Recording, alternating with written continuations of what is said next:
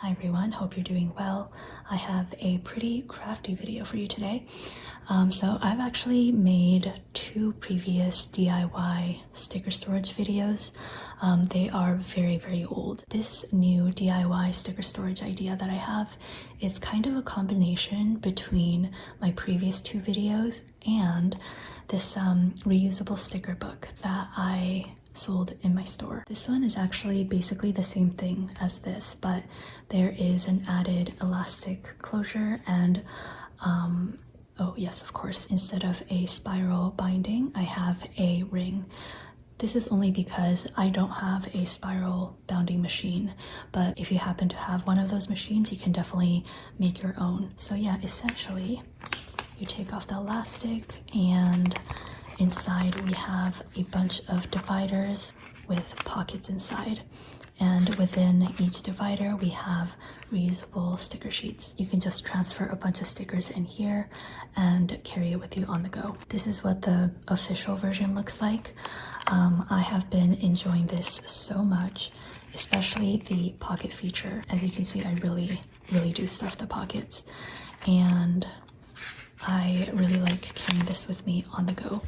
But yeah, I honestly don't have a use for another one of these, but I just had this idea honestly while I was on the Stairmaster, and I thought I would share it with you. Alright, so let's go over all of the materials that you will need. It looks like a lot, but I feel like a lot of the things you can probably already find at home, and I will also put on the screen some alternatives that you can use. I am all about just being scrappy and using whatever I have on hand. First up, you will need some thicker cardstock. This will make the cover of the sticker book, so you want it to be a little bit stiffer. These are journaling cards that we give out with orders, so the back is printed, and I'm gonna cover this up so it doesn't look weird. Next, you will need some empty, or I guess almost empty, sticker sheets. They can definitely be from a variety of sticker shops, but if you happen to have many almost empty sheets from the same company,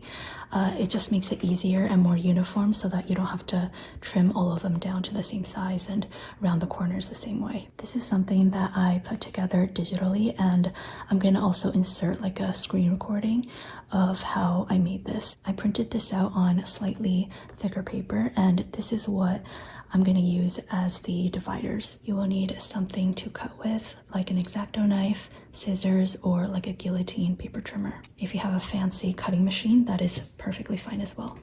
An optional step at the end is to add like an elastic band closure. So if you want to do that, then you will need a hole punch of some sort and some elastic, probably like a pencil or pen, some sort of adhesive like a tape runner. You can also use glue. I'm also going to incorporate some vellum paper into this project. This is also optional. If you have other pattern papers, then you can use those as well. And then you will also probably need a ruler. I do prefer plastic rulers if I'm using it to cut with my X-Acto knife, because I feel like the metal against metal doesn't work so well. So yes, I think that is all. I don't have a cutting mat, so I'm using the back of my watercolor pad as a cutting mat. So I'm going to start off by cutting out the front and back cover. I have the front and back cover done. It's not perfect, but that's okay. Next up, I'm going to work on the dividers, and as for how I put all of this together, I'm using the Funky Fruits digital paper pattern from my store. I think for most of the digital paper patterns that I sell, I include a few versions with the pre-picked background colors, but I also include a version with just like the transparent background. I'm using that transparent version and I upload it into Canva. I'm just using Canva because I feel like it is the most intuitive platform for non-graphic designers. I cropped this pattern down to the size that I wanted, and I inserted a square shape. I put the shape underneath the transparent pattern so you can see the background color, and I adjusted it so that the rectangle is just a little bit wider than the pattern. It is about 1 centimeter wider on the right side, and that is what I'm gonna use as a tab. I felt like if the tabs were also patterned, it would be a little bit too busy looking. I just selected the rectangle underneath and changed the color, and I made four of these. I will say that I think I made these a little bit too small. As you can see, I don't have a lot of wiggle room. I kind of eyeballed everything, which wasn't the best decision, but it works, so that's fine. I'm just gonna first simply cut out all of the rectangles, including the bar of color on the right. Then I took the height of the divider and I divided it by 4 because I have 4 dividers, and that is going to be the width of each tab. This was honestly quite tedious, so an alternative would be to just cut out these patterns normally without the extra color on the side, and then you can buy sticker tabs or something. You can just directly stick it on there. That way you don't have to actually cut out each tab. For the back side, you can leave it plain, or you can stick on some pattern papers to make it look pretty, but I'm also going to show you 2 different ways of adding a pocket to the back. I think it just brings a little bit more functionality to this sticker book. All right, that took so much time, and it's a little bit uneven, but I think it looks fine. I also got this part dirty a little bit. I will try to use an eraser later to fix that up. Next up, we're gonna make all of the pockets, and I think this is probably like the most complicated part. Also, I'm filming this across several days, so you might see like different sleeves and stuff. Anyways, there are several different pocket types that you can do.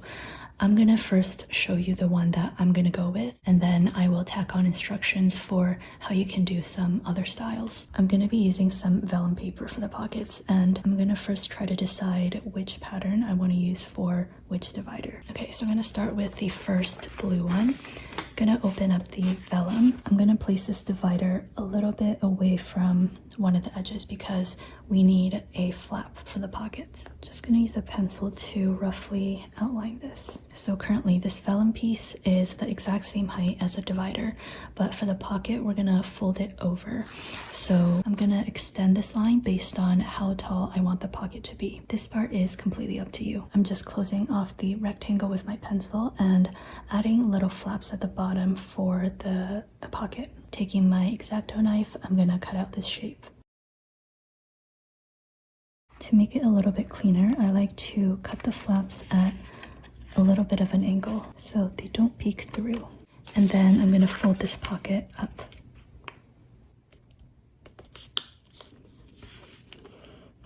So initially, I thought about folding the flaps inwards like this, and then taping this together, and then taping this whole unit onto the back of the divider. But I realized that a sturdier way to do this would be to fold the flaps over everything, like so. This is why I left the flaps to be a little bit bigger.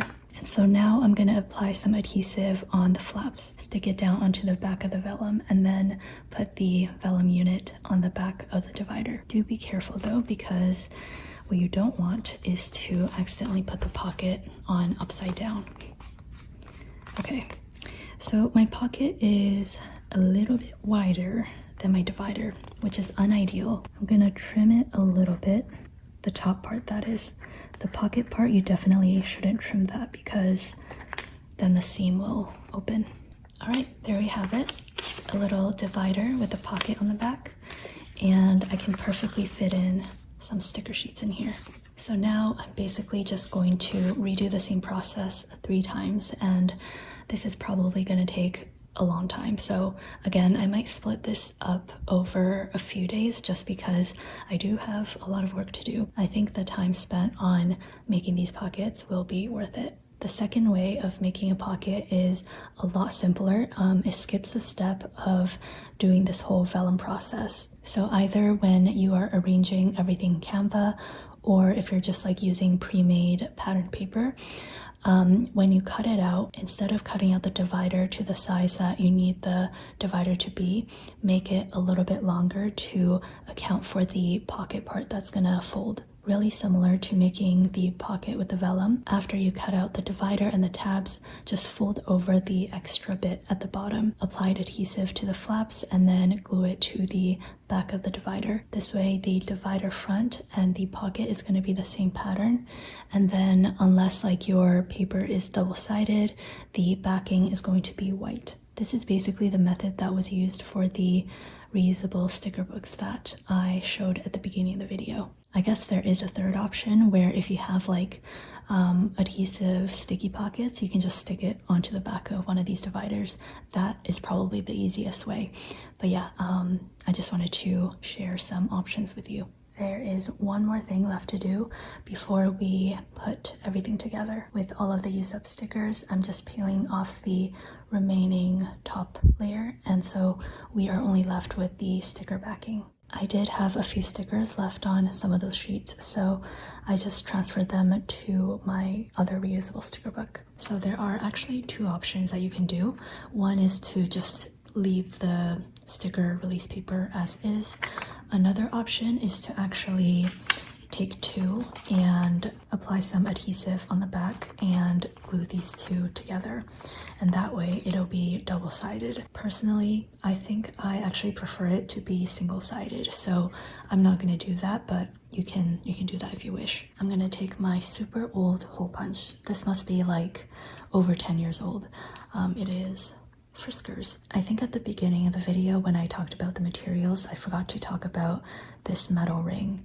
And I think I recall when I made my sticker ring, this was too small for this. So yeah, I'm gonna use this bigger hole punch. And again, I'm just punching a hole on the top left corner of each sticker release paper. I'm doing 2 sheets at a time, and if you have the patience for it, you can definitely like measure out how far from the top and bottom that you're supposed to hole punch, but I'm way too lazy, so I'm just eyeballing it. Similarly, I'm punching a hole on the top left corner of each divider and also the front and back cover. Although for the back cover, I'm punching it on the top right corner since I want the pattern to be on the outside. My hole punch is again very old and not very sharp, so my sheets are a little bit wrinkled, but hopefully yours is a little bit better. For the dividers, I wanted them to be a little bit more uniform, so I'm just taking the previously punched divider to use it as a guide for the next divider. Before I loop everything onto this ring, this is going to be an optional step of adding an elastic band on the back. I'm going to be using this thinner elastic, and I think I can get away with using this smaller hole punch. I'll make a punch here and here. I think this one is slightly higher than this one, but that's okay. I'm sure there are much better ways of adding the elastic, but I just looped it through the 2 holes and I put everything together on the ring. This way I can actually test out how much elastic I need, how like tight I want things to be. I also left the tail of the knot rather long so that in the future I can adjust it if I need to. And there we have it, the finished product. It is very thin because I have not added any stickers inside, and also I only put 2 of the sticker release paper per divider, honestly, because I just like want to finish this video as quickly as possible. I don't want to spend a bunch of time just like prepping these pages, but the good thing about the ring is that you can open it up to any place you need and add things in. You don't need to like shift a bunch of things around. Now I can just put this in the pocket, or I can start adding stuff to the sticker release paper. If you're ready to commit with the different categories, you can also write on the tabs if you want to. And yeah, I think that is it for this video. Again, I didn't really prepare for this, so you might have some modifications that you want to make, but I do hope this gives you some ideas. All right, thank you for your time and have a great rest of your day. Take care and goodbye.